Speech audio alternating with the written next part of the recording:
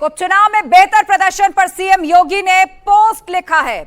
उन्होंने पोस्ट करके कहा है, पीएम मोदी के नेतृत्व में जनता का अटूट विश्वास की मुहर है। यह जीत डबल इंजन की सरकार की सुरक्षा और सुशासन के साथ कार्यकर्ताओं के परिश्रम का परिणाम है। यूपी के सुशासन और विकास को अपना मत देने के लिए सम्मानित वोटर्स का आभार और विजयी कैंडिडेट्स को बधाई। यह पोस्ट लिखा है मुख्यमंत्री योगी आदित्यनाथ ने। बटेंगे तो कटेंगे, एक रहेंगे, सेफ रहेंगे। और अंत में ये लाइन, वही लाइन जिसके इर्द गिर्द ये चुनाव हुआ, या यूं कह लीजिए कि जहां जहां विधानसभा चुनाव हुए ये लाइन जरूर गूंजी। राज्य से लेकर केंद्र स्तरीय के नेताओं ने अलग अलग राज्यों में जाकर अपने प्रचार के दौरान इसका इस्तेमाल किया।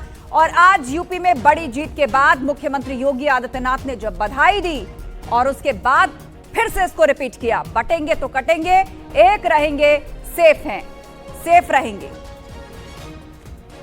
तो इस वक्त उत्तर प्रदेश के अंदर आपको बता दें, 7 सीटों पर बीजेपी बढ़त बनाए हुए है और 2 पर समाजवादी पार्टी।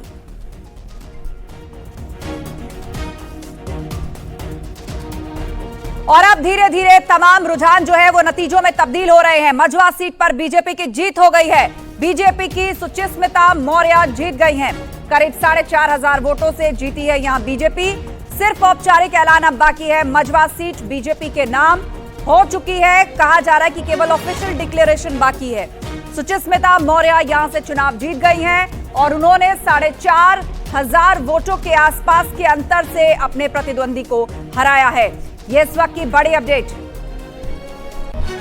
उपचुनाव में जीत का उत्सव मनाएगी बीजेपी और लखनऊ पार्टी ऑफिस में 3:30 बजे जश्न होगा। सीएम योगी भी इस विजयोत्सव में शामिल होंगे और प्रदेश अध्यक्ष समेत तमाम बड़े नेता साथ होंगे।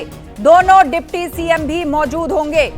तो उत्तर प्रदेश में ये जो बड़ी जीत बीजेपी की हो रही है, उसे लेकर अब पार्टी दफ्तर में जश्न का दौर शुरू होने वाला है और 3:30 बजे जीत का जश्न बीजेपी ऑफिस में होगा। और इस दौरान दोनों डिप्टी सीएम मौजूद होंगे। प्रदेश अध्यक्ष समेत तमाम बड़े नेता इसमें शामिल होंगे। मुख्यमंत्री योगी भी इस विजयोत्सव में शामिल होंगे।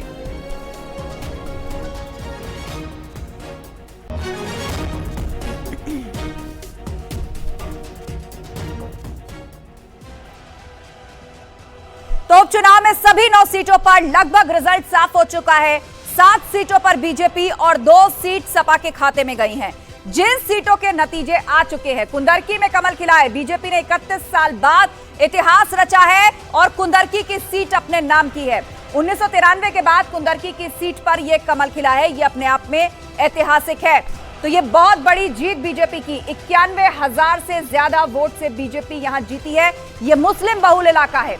12,000 वोट में सिमट गई समाजवादी पार्टी। 64% से ज्यादा मुस्लिम आबादी यहां रहती है।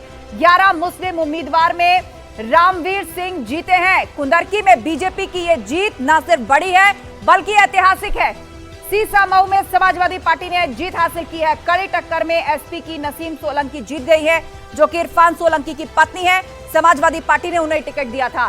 तो अपनी यह सीट बचाने में समाजवादी पार्टी कामयाब रही और सीसामऊ सीट जीत गई है। 20 राउंड के बाद 8,000 के अंतर से सीट जीती। 28 साल से सोलंकी परिवार का जलवा यहां पर बरकरार है। इस सीट पर सीसामऊ में समाजवादी पार्टी की किस तरह जीत हुई है, आंकड़ों के लिहाज से वो जीत कितनी अहम है, वो हम आपको बता रहे हैं।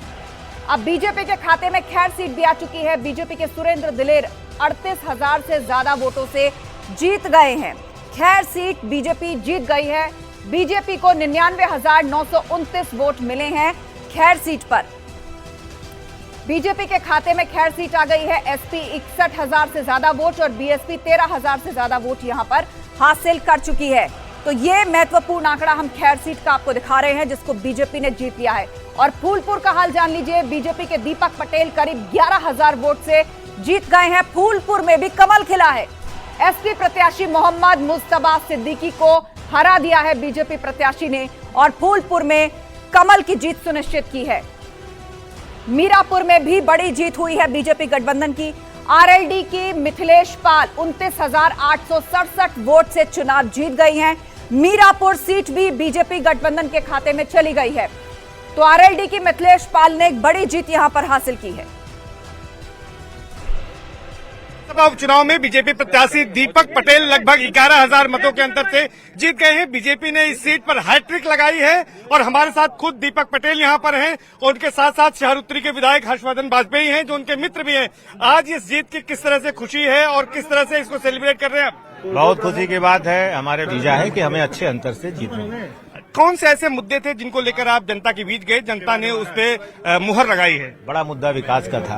पिछले 7 सालों में 7.5 सालों में जब से डबल इंजन की सरकार आई है चमत्कारिक विकास हुआ है जिसकी हम कल्पना नहीं कर सकते। अभी गिनाना शुरू करेंगे तो लंबा वक्त लगेगा। तो मुद्दा विकास का ही था। जनता उस विकास की प्रत्यक्षदर्शी है। जनता उस विकास की गवाह है। उन्होंने महसूस किया कि अगर कुछ हो सकता है भला फूलपुर का तो भारतीय जनता पार्टी की सरकारों में ही हो सकता है। सपा मुखिया अखिलेश यादव यहाँ पर आए थे तो उन्होंने कहा था कि यहाँ पर जो चुनाव है वो योगी बनाम प्रतियोगी है, जबकि सीएम योगी आदित्यनाथ ने कहा था कि बटोगे तो कटोगे। तो कौन सा आपको लगता है कि नारा यहाँ पर चला है? देखिए, यहाँ नारा विकास का चला है और बंटना कटना ये सामाजिक एक सच्चाई है। ये कोई जबान से कहता है, कोई ना भी कहे तो ये एक सच्चाई है। घर बटे, परिवार बटे, समाज बटे, देश बटे तो आदमी कमजोर होता है।